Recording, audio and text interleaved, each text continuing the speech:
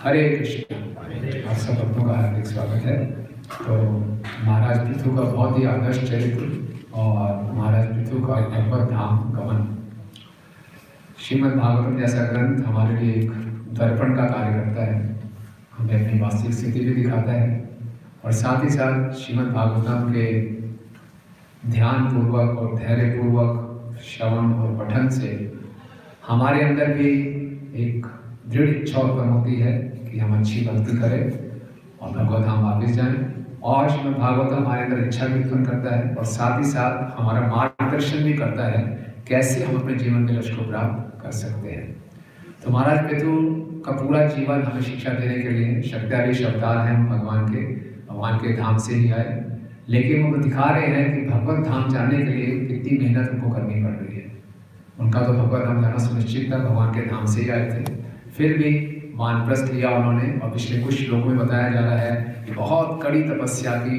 ग्रीष्म ऋतु में उन्होंने पंचाग्नियों का सेवन किया, वर्षा ऋतु में वर्षा की झड़ी में बाहर ही रहे, जाड़े की ऋतु में गले के तक जल के भीतर खड़े रहे। आपको सोचिए हमारा गीजर खराब हो जाए आज के टाइम में ठंडे पानी से नहाना, तो ठंडे पानी में खड़े रहे यहाँ तक। इतनी तपस्या की, अपने इंद्रियों को पूरा रोका, वश में किया, वीर्य स्खलित नहीं होने दिया, शरीर के भीतर प्राणवायु को वश में कर लिया।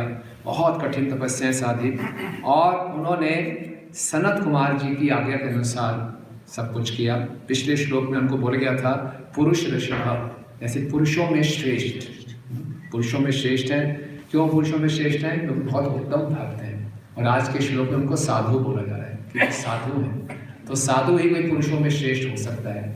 तो आज के श्लोक में बहुत सुंदर बता रहे हैं, उनकी साधना के गुण बता रहे हैं। भगवत धर्मिणा साधु श्रद्धया यतता सदा भक्ति भगवती ब्रह्मणि अनन्य विषया भवेत्, कि वो भगवत धर्म का पालन कर रहे थे। तो इससे प्रभुपाद तात्पर्य में स्पष्ट कर रहे हैं कि पिछली तपस्याओं को देखकर हमें ऐसा न लगे, और इस श्लोक में भी आ रहा है ब्रह्मणि, कि वो ब्रह्म में लीन होना चाहते थे। नहीं, वो भगवत धर्म का पालन कर रहे थे। भगवत धर्म का अर्थ है कि जिस प्रकार से भागवतम के प्रथम स्कंद में हम पढ़ते हैं, नैमिषारण्य में इकट्ठे शौनक आदि ऋषि ने सूत गोस्वामी से 6 प्रश्न पूछे। और पहला और दूसरा प्रश्न ये था, पहला प्रश्न क्या था कि पूरे मानव समाज के कल्याण के लिए क्या हितकर है, और दूसरा प्रश्न ये था कि कलयुग शुरू हो गया है, कलयुग के जीवों के लिए पूरे शास्त्रों का निचोड़ बता दीजिए। तो पहले और दूसरे प्रश्न के उत्तर में क्या उत्तर दिया था, किसी को याद है? स्वामी ने हाँ, सा वै कौन सा पर्व धर्मो यथा भक्ति अधोक्षते अहेतु की अप्रतिहता आत्मा सूत्र सिद्धति। इस संसार में प्रत्येक जीव पूर्ण रूप से संतुष्ट होना चाहता है, पूर्ण रूप से खुश रहना चाहता है। तो उसके लिए बोला कि सारे संसार के जीवों के लिए सबसे हितकारी क्या है और सारे शास्त्रों का निचोड़ क्या है? सा वै कौन सा पर्व धर्म, भगवत धर्म का पालन करना मनुष्य के लिए। और कैसे? यथा भक्ति अधोक्षजे, कृष्ण की भक्ति कैसे? अहेतु की अप्रतिहता, बिना किसी कारण के, बिना किसी अपनी इच्छा के, और अप्रतिहता बिना किसी रुकावट के, यह आत्मा सुप्रसिद्धति, तब आत्मा को पूर्ण रूप से संतुष्टि प्राप्त होगी। तो ऐसे भगवत धर्म का पालन पृथु महाराज कर रहे हैं। उसी भगवत धर्म के लिए प्रहलाद महाराज जी क्या कहते हैं? कौमारम आचरत प्राज्ञो धर्मान भागवतम ही दुर्लभम मानुषम जन्म तदपि अध्रुवम अर्थधम। ये भगवत धर्म करने की प्रैक्टिस 5 वर्ष की आयु से शुरू कर देनी चाहिए। बहुत इंपॉर्टेंट है कृष्ण से प्रेम करना। भगवत धर्म का इन शॉर्ट बोलेंगे, कृष्ण से प्रेम करना सीखना। तो कैसे कृष्ण के धाम जाएंगे? तभी जब कृष्ण से प्रेम करेंगे। तो कृष्ण प्रेम करने की प्रैक्टिस करनी पड़ेगी, है ना। और प्रभुपाद जी तात्पर्य में लिख रहे हैं भगवत धर्म मतलब अहेतु की अप्रतिहता भक्ति, यानी कि उत्तमा भक्ति, अन्य अभिलाषिता शून्यम, ज्ञान कर्मादि अनावृतम, आनुकूलेन कृष्णानुशीलनम भक्ति उत्तमा। तो इस उत्तमा भक्ति की हमने साधना करनी है। प्रभुपाद जी ने साधना भक्ति की ट्रांसलेशन की है devotional service in practice. Practice करनी है किसकी? भक्ति की। कौन सी भक्ति की? कपिल भगवान ने तीसरे स्कंद में भक्ति को भी बताया कि वो रजोगुण में भी होती है, तमोगुण में भी होती है, सतोगुण में होती है। भक्ति तो दिव्य है, लेकिन भक्ति करने वाला जो साधक है वो तमोगुण, रजोगुण और सतोगुण में होता है। हम जब भक्ति करते हैं तो अपनी मानसिकता उस भक्ति में डाल देते हैं, अपने मिसकंसेप्शन के साथ हम भक्ति करते हैं ना। हर कोई भक्ति को अलग अलग ढंग से लेता है कि मेरे हिसाब से तो भक्ति ये है, मेरे हिसाब से भक्ति ये है। हमें सबको लगता है कि हम ठीक भक्ति कर रहे हैं, और अब क्योंकि जैसे हमारे संस्कार हैं उसी के अनुसार हम भक्ति करते हैं। लेकिन भक्ति रसामृत सिंधु जो है वो परिभाषाओं की पुस्तक है, और उसका परिभाष्य सूत्र है अन्य अभिलाषिता शून्यम। शुद्ध भक्ति की एक ही परिभाषा है, अन्य अभिलाषिता शून्यम ज्ञान कर्मादि अनादितम अनुकूलेन कृष्णम शीलनम भक्ति उत्तमा। इसी उत्तमा भक्ति को करके हम उत्तम स्थिति को प्राप्त करेंगे, यानी त्रिगुणातीत होंगे। तभी हम शुद्ध सत्व की स्थिति को प्राप्त कर सकते हैं, अगर हम उत्तमा भक्ति की प्रैक्टिस करेंगे।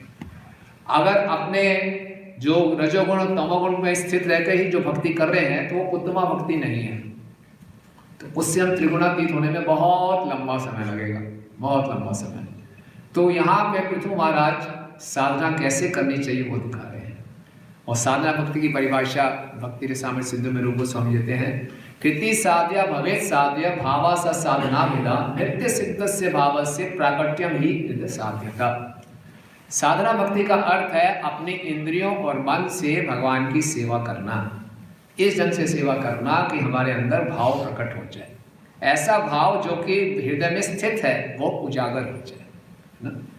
ऐसा नहीं है कि भाव वो जो प्रेम है हमें बाहर से थोपा जा रहा है, भाव अंदर है। क्या है वो? नित्य सिद्ध कृष्ण प्रेम साध्य कबुनाय श्रवण आदि शुद्ध चित्ते करय उदय। ये प्रेम हमारे अंदर है, साधना करके श्रवण आदि करके इसको उजागर करना है। ये जो श्लोक सनातन गोस्वामी जी को चैतन्य महाप्रभु ने बताया, इसमें वो उसके स्वरूप लक्षण और तटस्थ लक्षण में बताते हैं। स्वरूप लक्षण मतलब कि प्राइमरी, और तटस्थ मतलब सेकेंडरी। तो नित्य सिद्ध कृष्ण प्रेम साध्य का गुणाएं श्रवण आदि शुद्ध चित्ते करे उदय, इसका स्वरूप लक्षण क्या है और तटस्थ लक्षण क्या है? स्वरूप लक्षण जिस पे ये निर्भर करता है, हाँ, श्रवण आदि। तो अगर हम श्रवण आदि सही ढंग से करेंगे तो फिर तटस्थ लक्षण प्रकट होगा प्रेम। कई बार हम साधना करते सीधा प्रेम के पीछे भागते हैं। तो do what you are suppose to do, जो हमने करना चाहिए वो तो करें, रिजल्ट अपने आप आएगा। तो श्रवण आदि शुद्ध चित्ते, श्रवण आदि करना है, नित्यम भागवत सेवया करेंगे तो प्रेम को प्राप्त करेंगे, वो उसका तटस्थ लक्षण है। तो हम स्वरूप लक्षण पे ध्यान दें तो तटस्थ लक्षण अपने आप प्रकट हो जाएगा। और श्रील प्रभुपाद जी बहुत सुंदर उदाहरण देते हैं, जिस प्रकार से बच्चे के अंदर चलने का उसकी काबिलियत होती है, लेकिन वो चलने की प्रैक्टिस करता है तो चलना शुरू कर देता है, क्योंकि उसके अंदर चलने की एबिलिटी, योग्यता है। बच्चा अगर उड़ने की प्रैक्टिस करेगा तो उड़ पाएगा। पक्षी का बच्चा उड़ने की प्रैक्टिस करता है वो उड़ जाता है, तो बोले नहीं हम भी उड़ने की प्रैक्टिस करेंगे। तो हम जितना मर्जी प्रैक्टिस कर लें हम उड़ नहीं पाएंगे, क्योंकि हमारे अंदर उड़ने की योग्यता नहीं है। चलने की योग्यता है, चल पाएंगे। प्रभुपाद जी दूसरा उदाहरण भी देते हैं कि समझिए आप सड़क पे बाहर जा रहे हैं, किसी व्यक्ति को देख रहे हैं कि बड़ी ही क्रूरता से वो अपनी पिटाई खुद कर रहा है, उसको क्या बोलेंगे? पागल है। और ऐसे पागल के इलाज के लिए उसको कहाँ ले जाना चाहिए? साइकेट्रिस्ट के पास ले जाना चाहिए। तो इस संसार में जितने भी बदजीव हैं, बुरा ना माने, वो सब पागलपन की स्थिति में है। और हमारे जो साइकेट्रिस्ट हैं वो हमारे गुरु हैं ना, वो बताते हैं चलो 16 माला रोज करो, चाहे नियम का पालन करो, नहीं करो तो पागल हो जाओगे आप। ये आपके पागलपन को ठीक करने के लिए मंगल आरती आओ, ये करो वो करो, 64 अंग जो बताए गए हैं वो हमारी मेडिसिन है। उन 64 अंगों का, साधना भक्ति के 64 अंगों का सही ढंग से पालन करेंगे तो पागलपन ठीक होगा। अन्यथा पागलपन की स्थिति में हम अपने आप पता नहीं क्या समझते रहते हैं कि मैं यहाँ का ये हूँ, वो हूँ, ये कर रहा हूँ, मेरे ये लक्ष्य, अपने अपने लक्ष्य बना लेंगे। तो इसीलिए डॉक्टर की मेडिसिन लेना, ये साधना भक्ति करना बहुत जरूरी है। और पृथु महाराज सिखा रहे हैं कि साधना कैसे होनी चाहिए। इस श्लोक को ध्यान से देखिए, इसमें पृथु महाराज की साधना के कौन कौन से अच्छे गुण नजर आ रहे हैं जो कि अपने जीवन में हम उतार सकते हैं। श्रद्धया पहला, और यतता और सदा। ये तीनों करेंगे तो क्या हो जाएगा? अनन्य विषय, कोई विषय और नहीं, केवल भगवान की प्रसन्नता। ये भागवत धर्म है। तो ये 3 बातें हैं, श्रद्धया यतता सदा। हमारी साधना में 3 चीज़ें होनी चाहिए। बड़ी श्रद्धा के साथ, पूरी श्रद्धा होनी चाहिए। जो मार्ग पकड़ा है मैंने, सबसे उत्तम मार्ग है ना। उत्साह, निश्चय, धैर्य, पूरा निश्चय होना चाहिए। इससे उत्तम कोई मार्ग नहीं है। हम बहुत सौभाग्यशाली हैं कि श्रील प्रभुपाद जी की हम शरण में हैं। और श्रद्धा की परिभाषा कृष्णदास कविराज गोस्वामी जी ने क्या दी है? श्रद्धा शब्दे विश्वास कैले सुदृढ़ निश्चय, कृष्ण भक्ति कैले सर्व कर्म कृत है। श्रद्धा में ये है कि मैंने जो कर लिया, जो कुछ मैंने कृष्ण भक्ति कर ली, सब कुछ कर लिया। वास्तव में जो भक्ति है अहेतु की है। अहेतु का एक मतलब होता है इसका कोई कारण नहीं है। भक्ति संजायते भक्ति। जय श्री जगन्नाथ बलदेव सुभद्रा सुदर्शन जी की जय, श्री श्री गौरनिताय की जय, लक्ष्मी नरसिंह भगवान की जय, श्री राम शिवाय जी की जय। तो भक्ति अपने आप में स्वतंत्र है। भक्ति करने के लिए श्रद्धा की भी आवश्यकता नहीं। कौन सा उदाहरण है? बिना श्रद्धा के भी व्यक्ति भक्ति कर सकता है। अजामिल, रत्नाकर डाकू, बिना श्रद्धा के उनकी भक्ति शुरू हो गई। हम सबका भी ऐसे हुआ, सुकृति मिलती गई, भक्ति शुरू होती गई, फिर श्रद्धा विकसित हुई बाद में। लेकिन उत्तमा भक्ति करनी है तो उसके लिए श्रद्धा चाहिए। उत्तमा भक्ति क्या है? अन्य अभिलाषिता शुद्ध। बड़ा डर लगता है ऐसा करते हुए कि भैया, अक्सर हमें लगता है कि हमारे में श्रद्धा है, लेकिन हर भक्त थोड़ा सा चिंतित रहता है, मेरा भविष्य में क्या होगा, भगवान मेरे पालन करेंगे कि नहीं करेंगे। अपने को जुगाड़ करके रखने चाहिए। और बहुत से उदाहरण सब देखते हैं भैया, कहने की बातें कुछ और होती हैं, प्रैक्टिकल कुछ और होता है। समझदार बनो, आराम से चलो बढ़िया। तो चाहे ब्रह्मचारी आश्रम में है, कोई गृहस्थ आश्रम में, हर कोई सोच रहे अपने जुगाड़ साथ साथ में रखें और भक्ति करते रहें। वास्तव में ये श्रद्धा नहीं है ना। भक्ति सिद्धांत स्वामी ठाकुर महाराज कहते हैं, नास्तिक कौन है? नास्तिक वो है जो मान तो लेता है कि भगवान है, लेकिन ये नहीं मानता कि भगवान मेरा पालन करेंगे। ये श्रद्धा नहीं रखता कि भगवान मेरा पालन करेंगे। उसमें डाउट रहता है उसको, पता नहीं करे ना करे, लास्ट मिनट में बेटा फिर क्या होगा। ये बहुत डाउट रहता है हमें। तो इसलिए भागवतम के 4थे स्कंद में बहुत सुंदर नारद प्रचेतस जी को उपदेश देते हैं, यथा तरोर मूल निषेचनेन तृप्यन्ति यस्कल भुजो विशाखा। जिस प्रकार से पेड़ की जड़ में पानी डालने से पूरा पेड़ हरा भरा हो जाता है, यथा उपारच यथा इंद्रियाणाम तथैव सर्वारणम अच्युत्य। जिस प्रकार से पेट में भोजन डालने से सारी इंद्रियां तुष्ट हो जाती हैं, उसी प्रकार से पेड़ की जड़ में पानी डालने से पूरा पेड़ हरा भरा हो जाएगा। केवल अच्युत की पूजा करने से सबकी पूजा हो जाएगी। तो हमें डर है, मैं जड़ में पानी डालूंगा, मैं भी इस जड़ का एक पत्ता हूँ, शाखा हूँ, मेरे तक पानी पहुँचेगा कि नहीं पहुँचेगा, है ना। क्योंकि भौतिक अनुभव हमारा ऐसा ही है। प्राइम मिनिस्टर ने सैंक्शन क्या किया, नीचे मिला क्या। करोड़ रुपए सैंक्शन की, मिले नीचे मुश्किल से 10 रुपए। तो बोले बीच में कट ना जाए, मेरे ये जो पोषण मेरा अपना खुद करना पड़ेगा, अपना जुगाड़ खुद करो। तो ये श्रद्धा की कमी है ना। और ये श्रद्धा जब तक नहीं होगी, उत्साह नहीं आएगा। श्रद्धा होती है तो व्यक्ति यत्न करता है।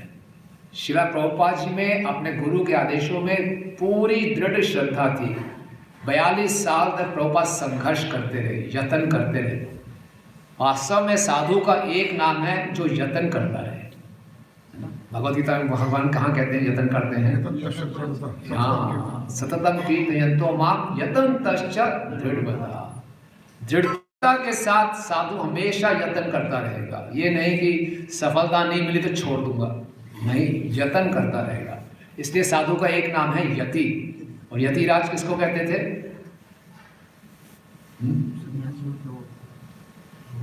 रामानुचार्य जी को भी यतिराज कहते थे, है ना। और आप चाहते हैं उधर गोवर्धन परिक्रमण जयपुरा, क्योंकि वहाँ माधवेंद्रपुरी जी ने कितना यत्न किया। माधवेंद्रपुरी जी ने, गोपाल ने कहा उनको ले आओ मेरे लिए क्या, चंदन जगन्नाथपुरी से, यानी कि लोई बाजार से। जगन्नाथपुरी जाओ, वही चंदन चाहिए मुझे, और आपको ही जाना है, किसी को डेलीगेट मत कर देना यार, किसी आप जाओ जरा मैं देखता हूँ यहाँ, आपको ही लेके आना है। भगवान की परीक्षा कर रहे थे, गए, उन्होंने ये नहीं सोचा चलो क्या भगवान क्या आपने बोल दिया, चले गए तुरंत। तो जब श्रद्धा होती है तो हमारे अंदर साहस आता है, हम कोई खतरा मोल उठा सकते हैं। प्रभुपाद जी ने कितना बड़ा खतरा मोल उठाया, 70 साल की उम्र में विदेश चले गए। आप सोचिए, ये श्रद्धा की बात थी। श्रद्धा नहीं होगी तो व्यक्ति कैसे बाहर निकलेगा। हमारे में श्रद्धा आई तभी हमने 4 नियमों का पालन करना शुरू किया। किसी आम व्यक्ति को बोलो चाय छोड़ो, पागल है क्यों चाय छोड़ो। हमारे में श्रद्धा थी, इसको छोड़ेंगे, हम दीक्षा के योग्य बनेंगे तो हमारा उद्धार होगा। जितनी भी प्रगति हमने भक्ति में की है वो श्रद्धा आधार था। क्योंकि श्रद्धा का, भक्ति का मतलब क्या है। आप बोले, लोग पूछेंगे क्या जीवन का लक्ष्य हमारा, भगवत धाम जाना। देखा है आपने? नहीं। ये क्या है, पागल बन रहे हो। हमारा खाओ पियो ऐश करो, किसने अगला जन्म तो देखा नहीं किसी ने, और आप भगवत धाम जाने की बात कर रहे हो। यहाँ की बात हो, जहाँ प्रेजेंट है वहाँ पे रहो। लेकिन हमारे में श्रद्धा है जो हमने देखा ही नहीं है, लेकिन हम उसकी तरफ बढ़ रहे हैं। ये श्रद्धा है तभी तो बढ़ रहे हैं। प्रभुपाद जी विदेश में थे तो एक लेडी रिपोर्टर पूछ रही थी, स्वामी जी आपके पूरे संसार में इतने मंदिर हैं, आप कैसे मैनेज करते हैं? प्रभुपाद कहते हैं माय कृष्णास मर्सी, कृष्ण की कृपा से। तो उन्होंने सोचा शायद मेरा प्रश्न समझ नहीं पाया, तो रिपीट किया।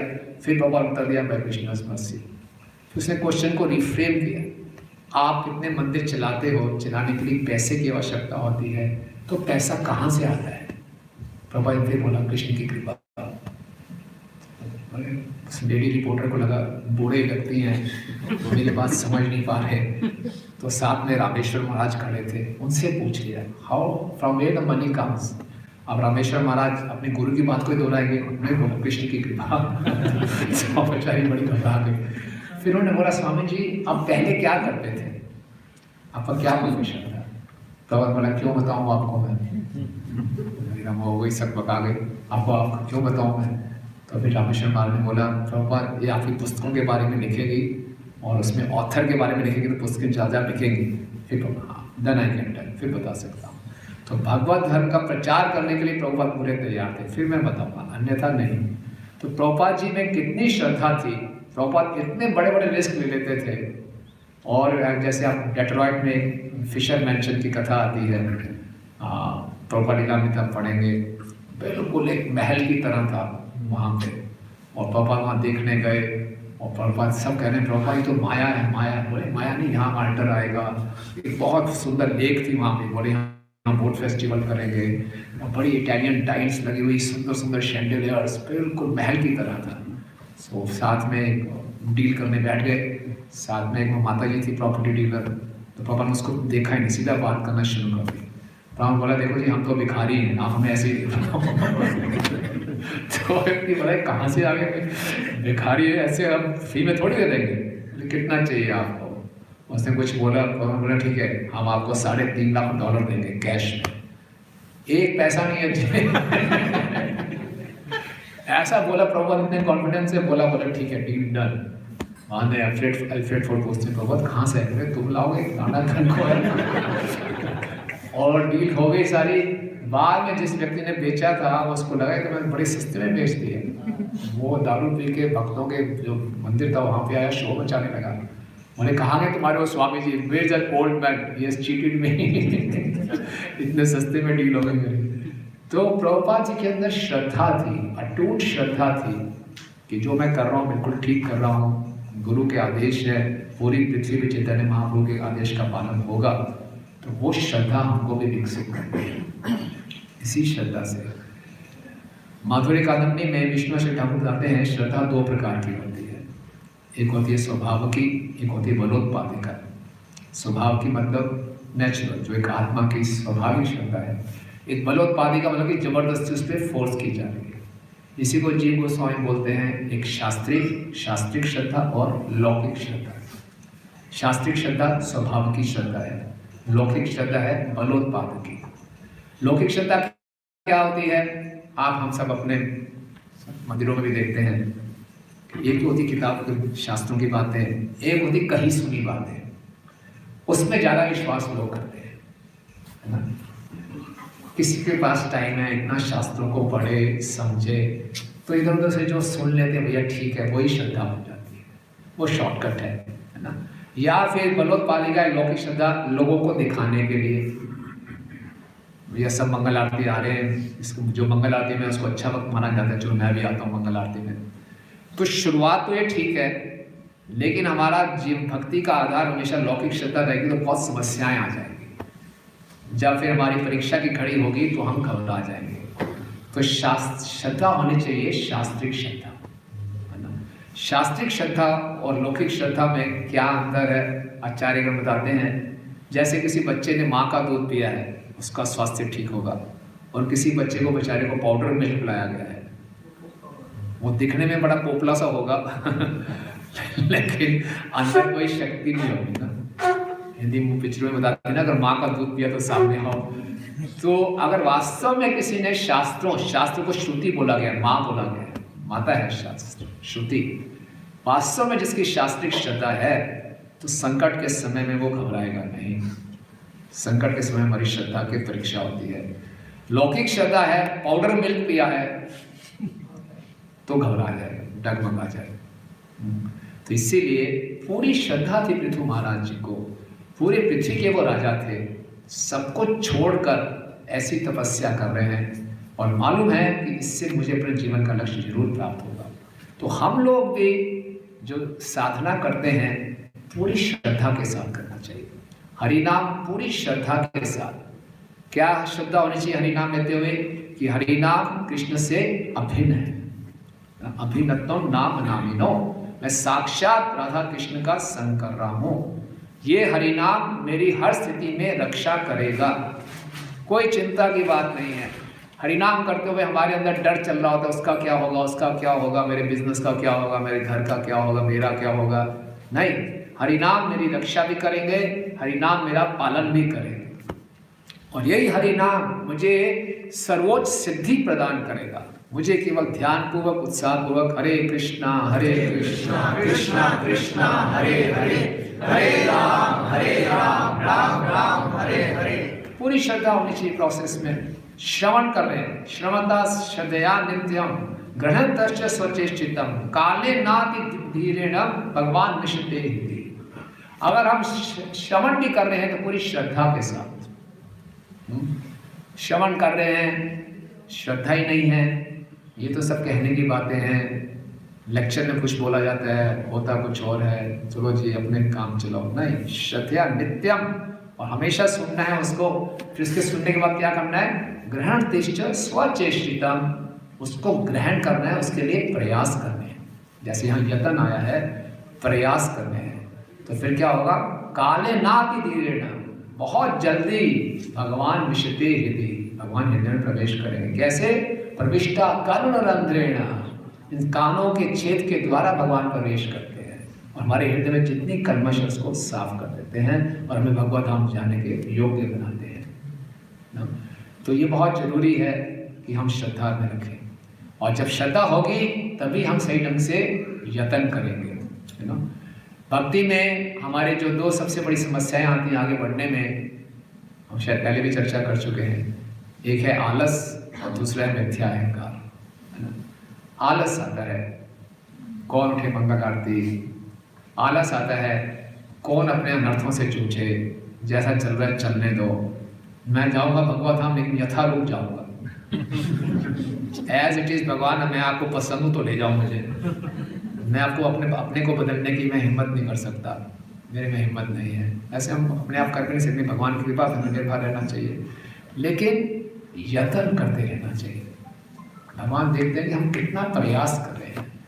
भक्ति बहुत डायनेमिक है, कई बार लोग परेशान हो जाते हैं भक्ति में आके, हम इतनी भाग दौड़ कर आते हो, कभी मैराथन है, कभी जन्माष्टमी, कभी गौर पूर्णिमा, कभी रथ यात्रा, कभी ये कभी वो। यस, हमने भगवत धाम जाने की तैयारी करनी है। भगवत धाम में अखंड उत्सव है, नॉन स्टॉप फेस्टिविटीज, वहाँ रेस्ट नहीं है, वहाँ काल का प्रभाव नहीं है, वहाँ हमेशा ऐसा नहीं कि भगवान रात को बंसुरी बजाते हैं तो गोपियाँ सो रही हैं, बड़ी मुश्किल से उठती हैं, और फिर भगवान के पास आती है, क्या रात को रोज डिस्टर्ब करते हो, अगर आपको रासलीला करनी है तो फिर आप ना रोस्टर बनाओ। एक कुछ दिन कुछ गोपियाँ आएंगी, इतनी करोड़ों गोपियाँ हैं, सबको क्यों डिस्टर्ब करने की जरूरत है, रोस्टर बनाना बेटर है ना। हमारे साथ ऐसा रोस्टर ही बनाएंगे हम, क्यों रात को डिस्टर्ब करते हो। तो वहाँ पे जाने की प्रैक्टिस करनी है तो हमें आलस को छोड़ना पड़ेगा। और हम देखते हैं प्रभुपाद जी ने कभी आलस नहीं किया। प्रभुपाद जी को आदेश मिला था केवल विदेशों में जाके पाश्चात्य देशों में प्रचार करो, प्रभुपाद वहाँ रुके नहीं।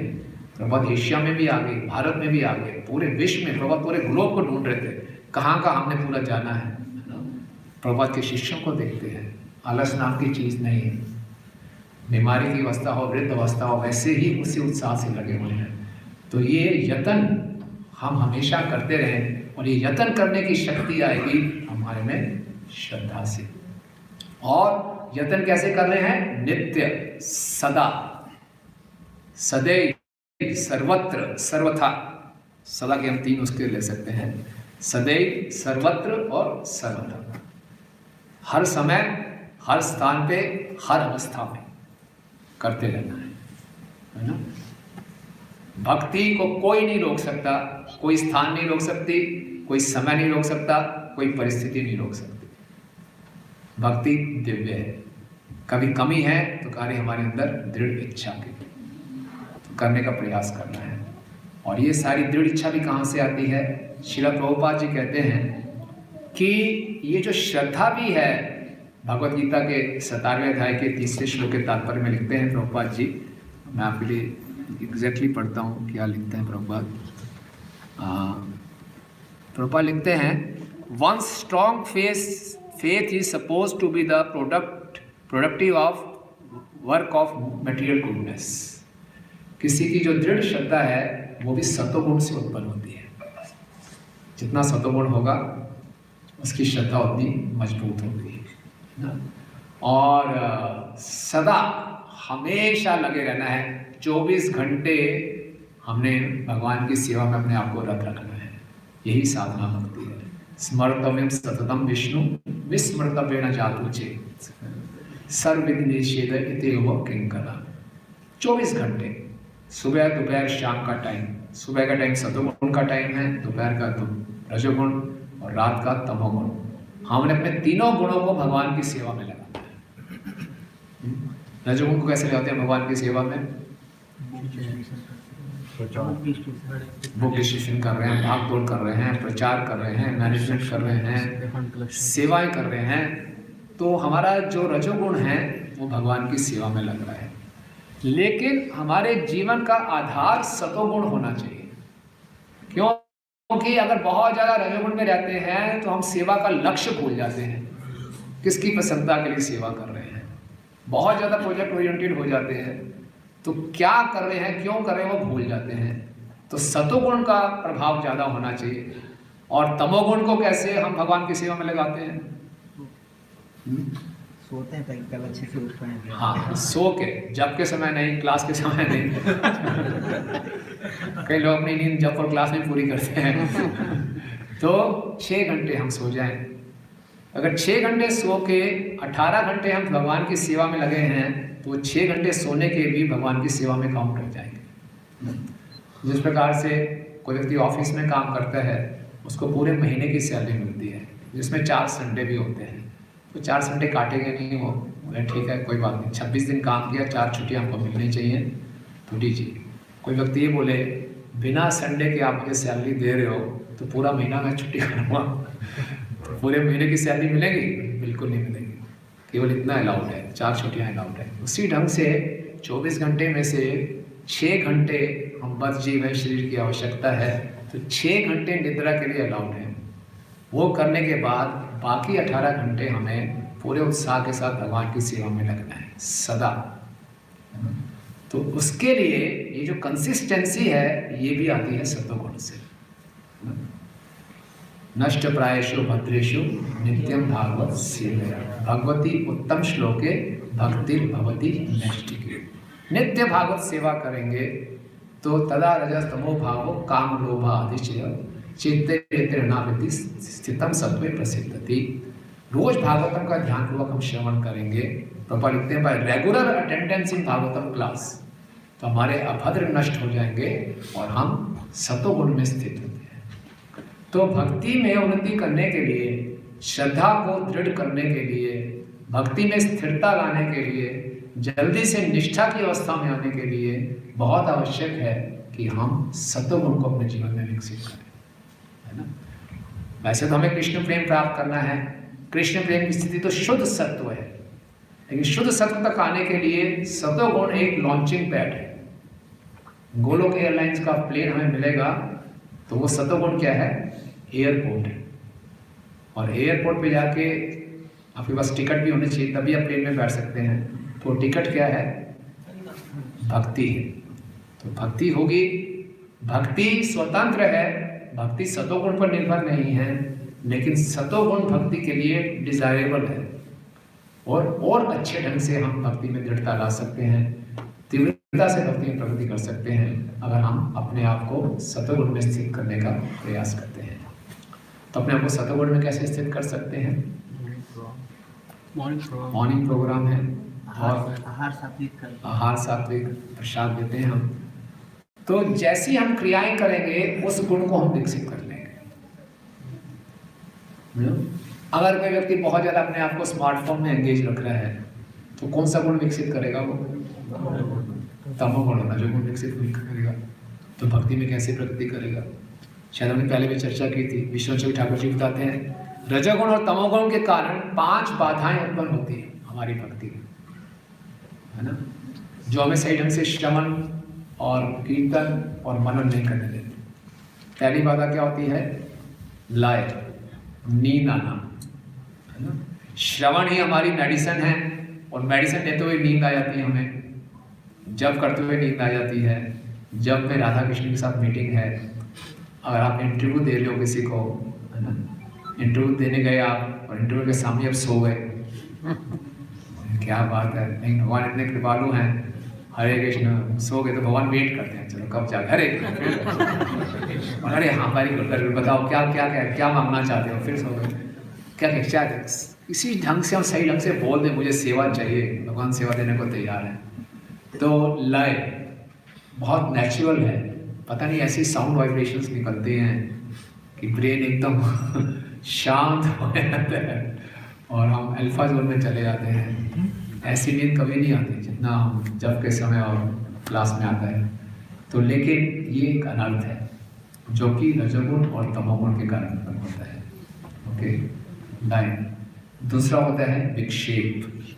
विक्षेप में बहुत ज़्यादा डिस्ट्रैक्शंस हैं, पता नहीं क्या क्या सोच रहे हैं, हरिनाम बैकग्राउंड में है, बाकी सब चलता ही जा रहा है, चलता ही जा रहा है, इतने डिस्ट्रैक्शंस हैं, ये करना है, वो करना है, ऐसा करना है, वैसा करना है, तो विक्षेप है।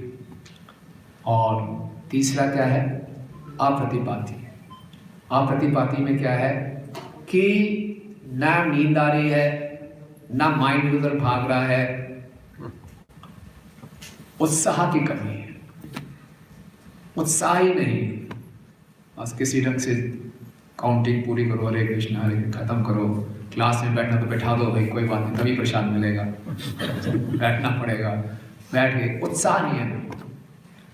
और चौथा है रजोगुण तमोगुण का प्रभाव, कषाय।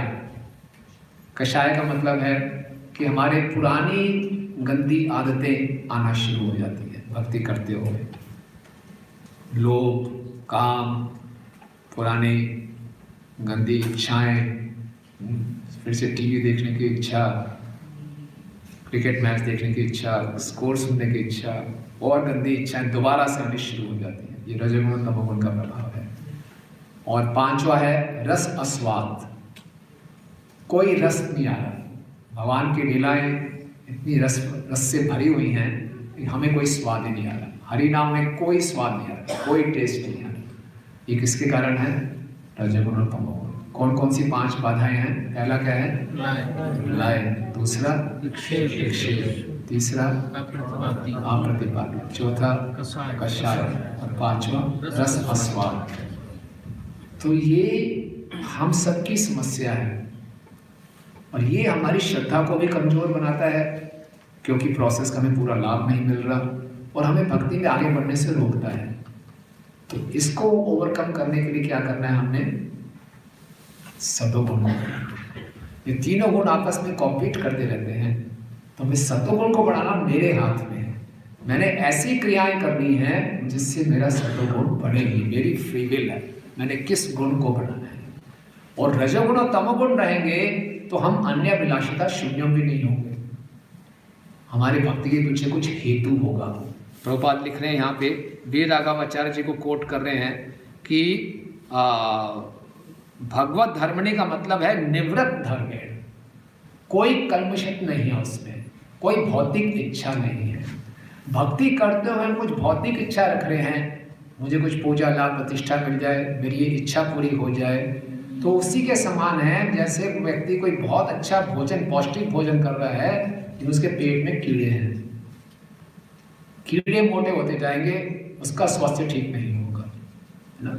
जैसे कि चैतन्य महाप्रभु गोस्वामी को बताते हैं, उपशाखाएं, भक्ति लता बीज के साथ साथ हमारे हृदय में और बहुत से बीज हैं, भोगने के बीज हैं।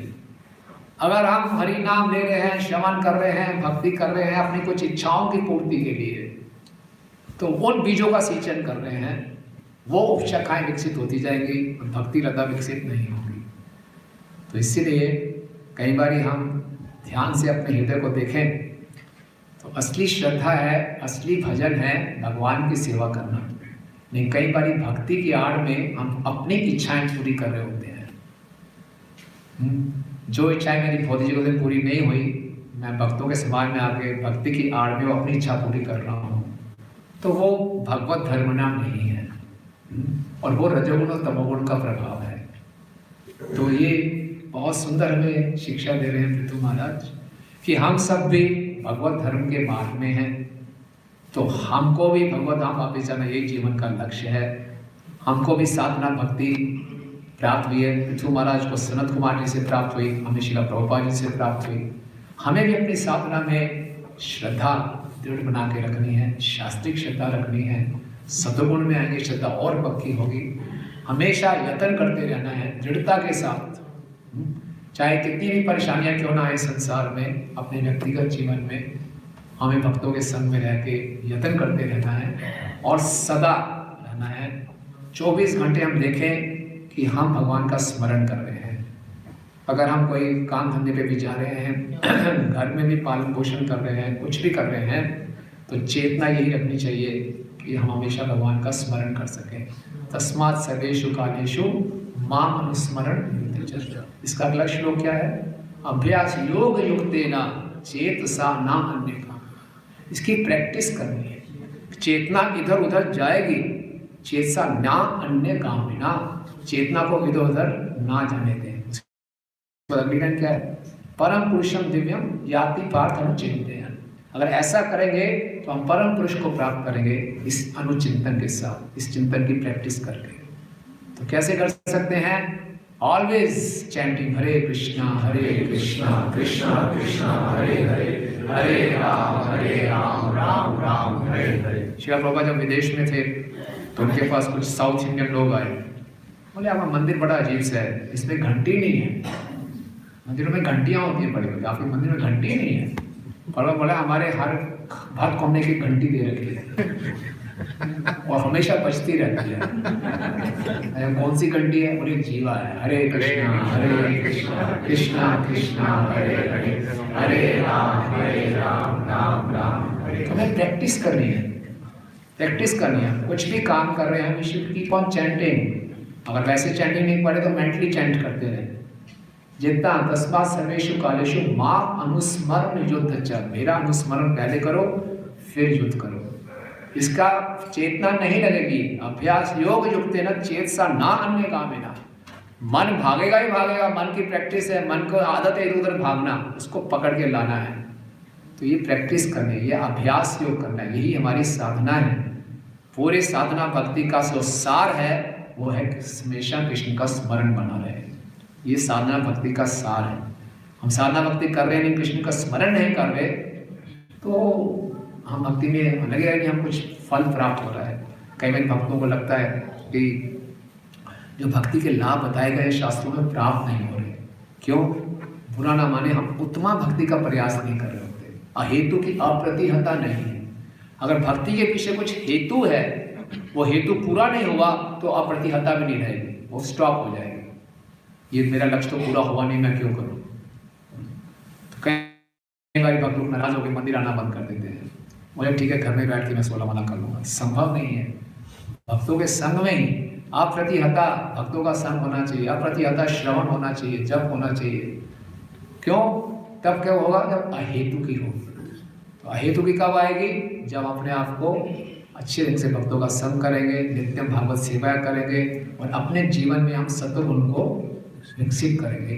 तब फिर ये 3 गुण अपने अंदर विकसित करेंगे और फिर हम अविषया भवन, हमारी भक्ति में और कोई विषय नहीं होगा, केवल कृष्ण की प्रसन्नता।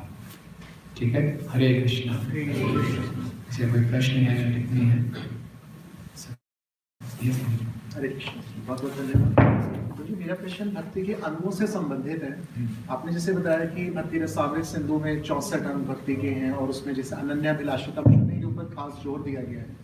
इसी तरह से जैसे नवधा भक्ति होती है, नवधा भक्ति में 9 अंग हैं। ऐसा कहा जाता है कि नवधा भक्ति के वैसे तो प्रयास यही करना चाहिए 9 के 9 अंग हम पालन करें, जैसे महाराज अम्बरीश ने दिया, लेकिन इट्स नॉट पॉसिबल कि हम सारे के सारे ही पालन करें। तो ऐसा भी प्रोविजन है कि एक अंग को अगर हम पालन कर लें अच्छे से तो उसमें भी इतनी शक्ति है कि भगवत हम जा सकते हैं। तो मेरा प्रश्न ये है कि ऐसा ही प्रोविजन क्या 64 अंगों के लिए भी है? हाँ, 64 अंग बताने के बाद फिर सनातन गोस्वामी को चैतन्य महाप्रभु ने 5 पंचांग भक्ति दी। साधु संग, भागवत हरि नाम, भागवत श्रवण, मथुरावास, शिव मूर्ति श्रद्धा सेवन। बोले 5 अंगों में इतना लाभ है, इतने शक्तिशाली है, इसका एक का भी अल्प सेवा करने से प्रेम प्राप्त हो जाएगा। तो उसमें सबसे प्रमुख है साधु संग। और हम साधु संग करेंगे तो ऑटोमेटिकली बाकी सारे अंग तो हो ही जाएंगे। तो 64 अंगों में से 5 अंगों को हम मुख्य पकड़ ले, उसमें हमें बहुत शक्ति मिलेगी। और कोई? थैंक यू सो मच, बहुत अच्छा से आपने समझाया।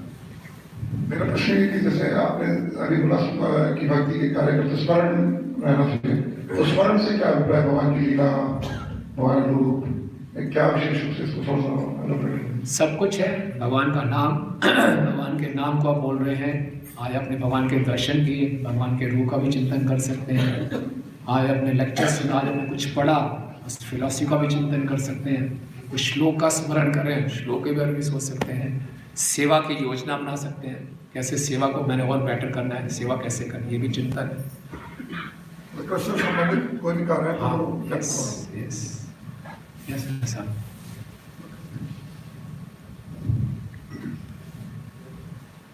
मुझे में 2 प्रश्न थे। एक तो जैसे मुझे आपने बताया कि सत्वगुण से श्रद्धा का विकास होता है, और दूसरे हम चीज में देखते हैं कि श्रद्धा एक आध्यात्मिक चीज है जो भगवान से आती है। भगवान भी जो भी देते हैं आध्यात्मिक होती है और सत्वगुण एक भौतिक है। तो एक तो ये प्रश्न। दूसरा, मुझे कई बार देखा जाता है बहुत अच्छे से प्रयास कर रहे होते हैं नियमों को पालन करने के बाद भी, फिर भी उनका अपने श्रद्धा के साथ इंटरनली बड़ा एक स्ट्रगल चल रहा होता है। सब नियम चल रहे हैं, वॉलीबॉल भी अच्छे से प्रयास भी कर रहे होते हैं, एक इंटरनल स्ट्रगल एक रोकता है उनको। इसका कारण, इसका समाधान क्या है?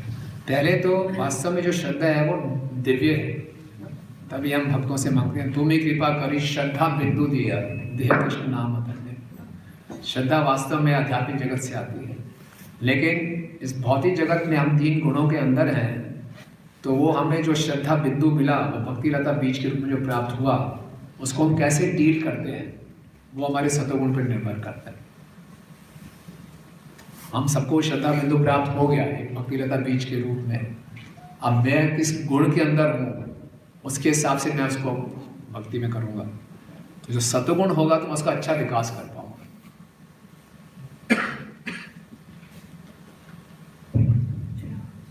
इसमें जिस श्रद्धा की बात करते हैं अपनी पर्सनलाइजेशंस, एक शास्त्रीय श्रद्धा, शास्त्रों पर हमारी पर्सनलाइजेशंस, और एक श्रद्धा जब हम दूसरों से सुन के करते हैं, दूसरों का अनुभव होता है। एक है अपना पर्सनल अनुभव शास्त्रों के बेस पर ही, एक बार दूसरों को सुन के या दूसरे के अनुभव पे हम श्रद्धा रखते हैं।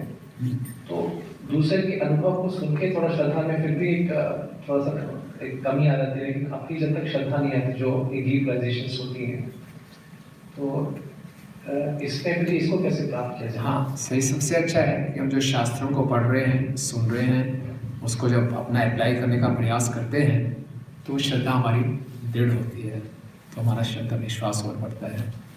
दूसरों की रियलाइजेशन सुनते हैं, उसकी रियलाइजेशन को सुन के भी हम अपने जीवन में उतारने का प्रयास करते हैं, तो तब भी श्रद्धा बढ़ती है। लेकिन दूसरों की रियलाइजेशन शास्त्रों पर आधारित होनी चाहिए।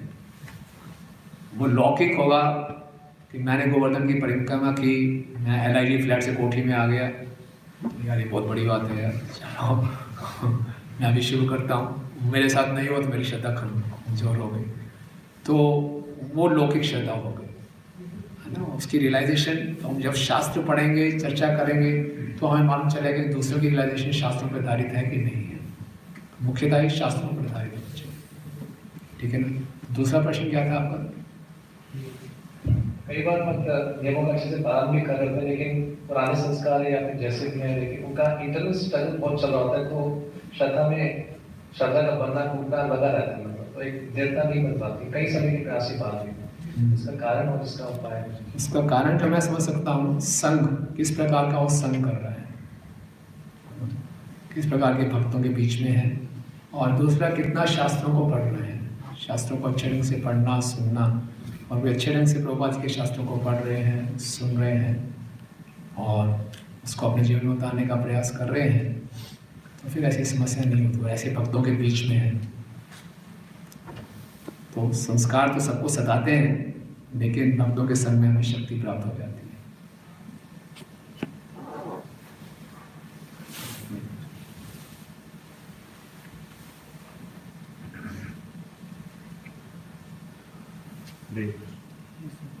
हरे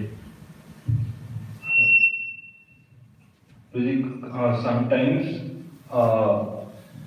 हमारे साथ कुछ ऐसे एक्सपीरियंसेस होते हैं जो इतने प्लेजेंट नहीं होते, अनप्लेजेंट एक्सपीरियंसेस। तो उससे क्या होता है कि कभी कभी श्रद्धा बहुत कम होती है, कभी कभी इस डिग्री तक भक्त जी में कम होती है कि भक्ति छोड़ के चले जाते हैं, और कभी कभी इतनी भक्ति छोड़ के नहीं जाते, लेकिन वो उत्साह खत्म हो जाता है, स्पीड स्लो हो जाती है।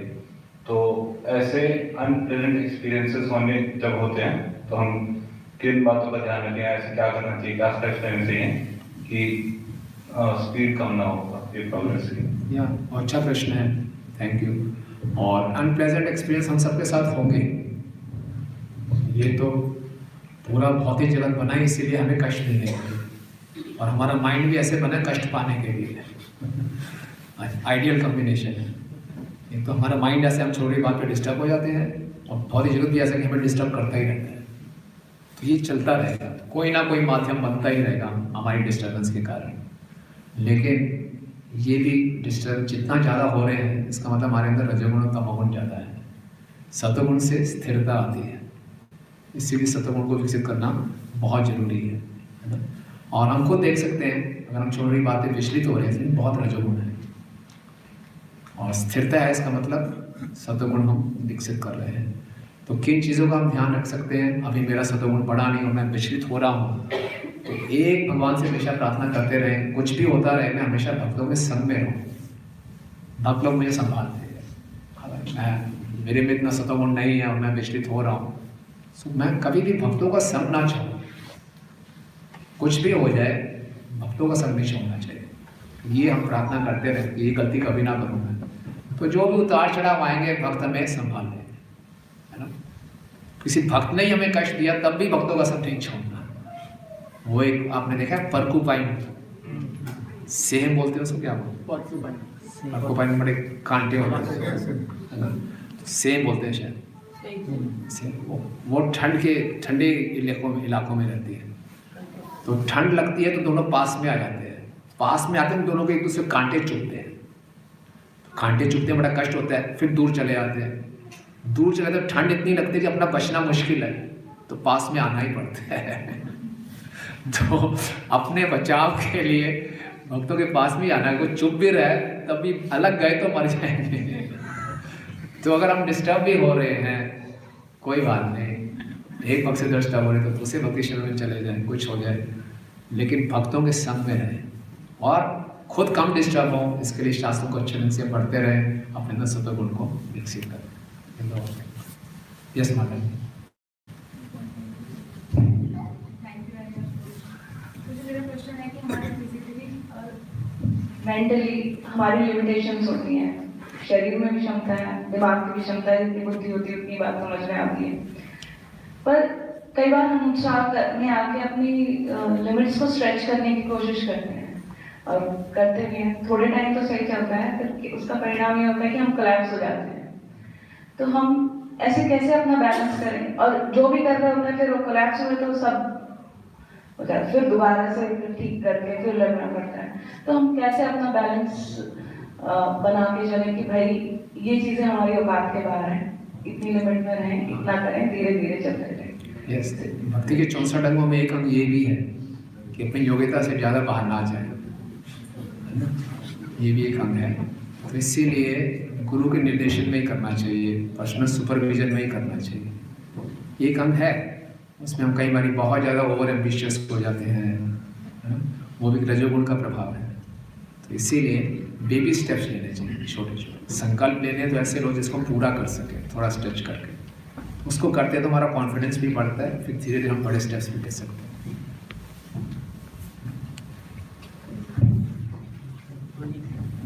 हरे कृष्ण जी, कोई मेरा एक प्रश्न है हमें कैसे पता चलेगा हमारा जब अच्छा हो रहा है, और अगर अच्छा नहीं हो रहा तो उसके लिए क्या प्रयास करना चाहिए? बहुत अच्छा जब करते हैं प्रभु, जो अच्छा जब करते हैं हमेशा यही प्रश्न पूछेंगे।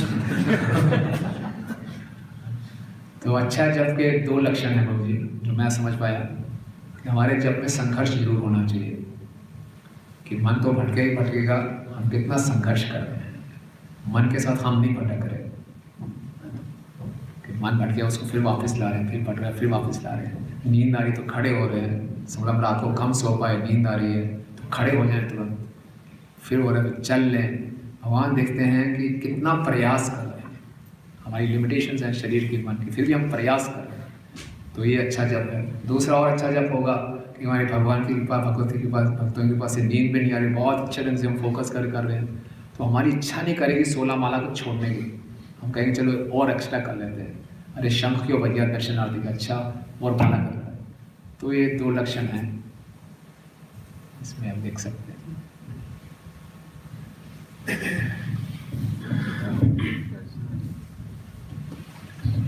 थैंक यू भाई, प्रवचन था। भाई मेरे 2 क्वेश्चन है।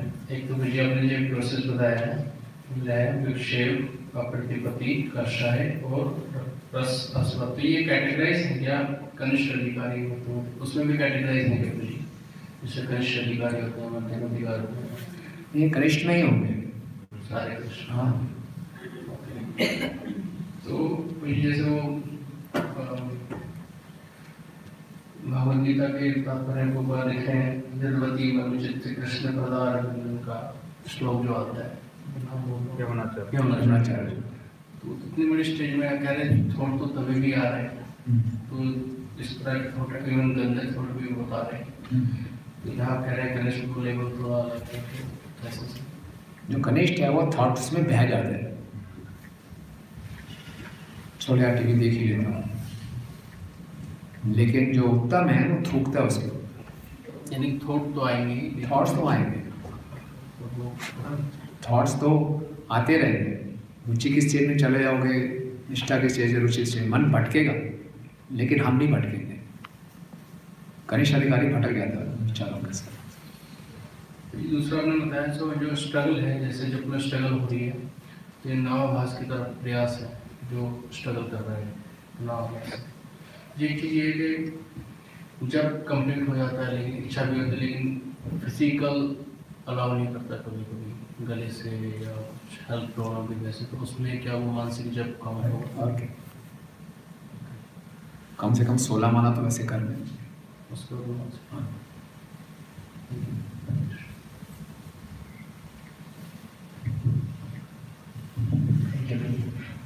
तो ये मेरा प्रश्न था कि जैसे भक्ति या डिवोशन सर्विस का प्रैक्टिस करते हैं, कोई भी सेवा करने का प्रयास करते हैं, उसको अहेतुकी कैसे करें? जैसे कि जब भी उसमें कुछ अपना लाभ नहीं दिखता है तो उतना उत्साह नहीं आता है। तो जी जैसे बुक डिस्कशन सपोज में कर रहा हूँ तो अच्छा स्कोर करके दिखाऊँ, है कि लोग बोले हाँ ये अच्छा स्कोर किए हैं, या कोई भी सेवानिष्ठ फंड कलेक्शन का, ये मेरी भक्ति इच्छा कि उनको उतना फिर केयर करूँगा, दूसरे के हैं तो उतना केयर नहीं। तो मतलब ये अपनी हेतु प्रोजी रहता है कि कोई भी कार्य करो उसमें मेरा, जैसे प्रभुपाद जी की ठीक है अच्छा सेवा होना चाहिए भगवान की, लेकिन सेवा मेरे द्वारा होना चाहिए अच्छा वाला, ये क्यों अच्छा कर दिए ऐसा, तो कैसे अहेतुकी प्रोजी उसे आप लोग करें?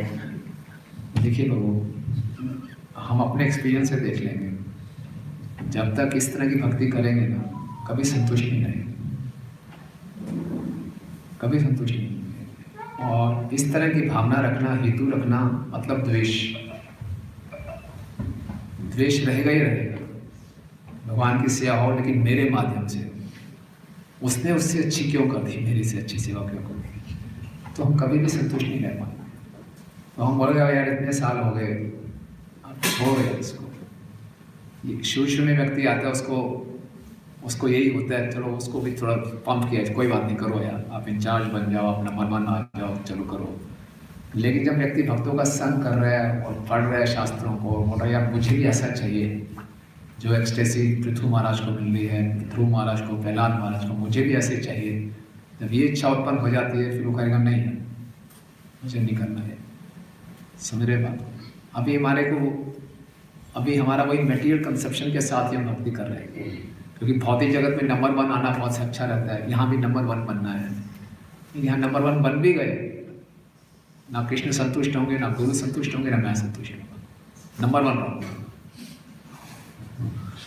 तो जब ऐसे बहुत बारी हो जाएगा तो बोलेगा कर क्या रहा हूँ, तो अपने अनुभव से और शास्त्रों की बातों से खुद ही समझ में आएगा ये नहीं करना चाहिए। और भगवान से प्रार्थना करेंगे ना धर्म ना जन्म ना सुंदरी, ऐसी स्थिति में पहुंच सकूं, प्रयास करें। मुश्किल है, बहुत गहरी इच्छा है हमारे को भोगने की, बहुत गहरी इच्छा है, तो प्रार्थनाओं से और भक्तों की कृपा से जा सकती है।